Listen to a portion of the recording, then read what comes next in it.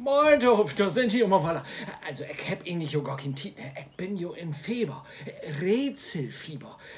Stadtlandfluss oder ob platt heet dat Plattlandfluss.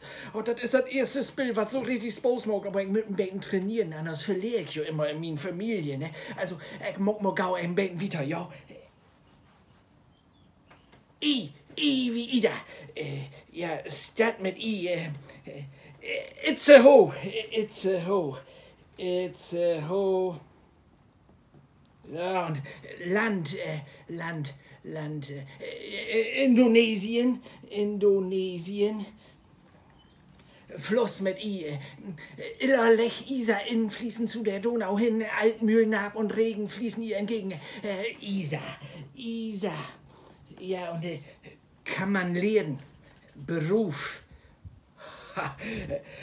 Isenbone, Pole, Open und Dole-Dreier.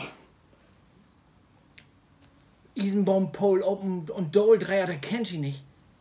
Ja, nur bin ich jo mal gespannt. Sie könnt jo mal in die Kommentare schreiben, was das wohl für ein Beruf wesen kann.